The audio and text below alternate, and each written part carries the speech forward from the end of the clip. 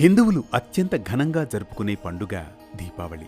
5 రోజుల దీపావళి పండుగ ధన త్రయోదశితో ప్రారంభమవుతుంది. దేవదానవులు అమృతం కోసం పాల సముద్రాన్ని మధించినప్పుడు లక్ష్మీదేవి ఉద్భవించిందని, ఆ రోజే ధన త్రయోదశి అని పురాణ కథలు చెబుతున్నాయి. అందువల్ల ధన త్రయోదశి రోజున లక్ష్మీదేవిని పూజించడం వల్ల విశేష ఫలితం ఉంటుందని భక్తుల విశ్వాసం. సుమనసవందిత సుందరి మాధవి చంద్ర సహోదరి హేమమయీ మునిగణవందిత మోక్ష ప్రదాయిని మంజుళ భాషిణి వేదనుతే జయ జయ హే మధుసూదన కామిని శ్రీధన లక్ష్మీ పాలయ మాం. క్షీరసాగర మథనంలో లక్ష్మీదేవితో పాటు ఒక చేతిలో అమృత భాండం, మరో చేతిలో ఆయుర్వేద గ్రంథం పట్టుకుని ధన్వంతరి కూడా ఆవిర్భవించారు.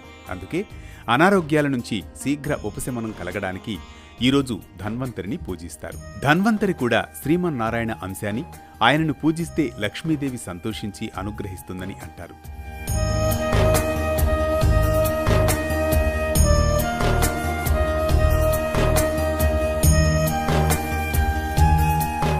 ఇక ఇదే రోజును యమ త్రయోదశిగాను పరిగణిస్తారు.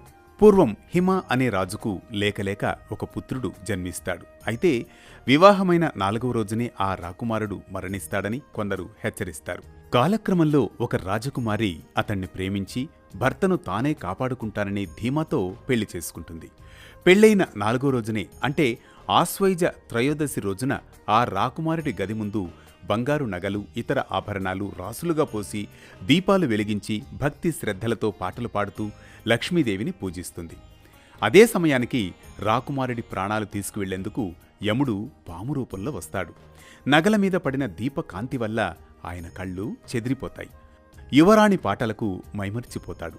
దాంతో మృత్యు ఘడియలు దాటిపోవడంతో యముడు శూన్యహస్తాలతో వెనుదిరిగాడు. అందుకే ధన త్రయోదశి రోజున మృత్యునాం దండపాశాభయం కాలేన్ శ్యామయ సహ త్రయోదశ్యాం దీపదానాత్ సూర్యజః ప్రియతాం మాం అనే మంత్రాన్ని చదువుతూ యముడి ప్రీతి కోసం దీపాలు వెలిగిస్తే మృత్యు భయం ఉండదని అంటారు.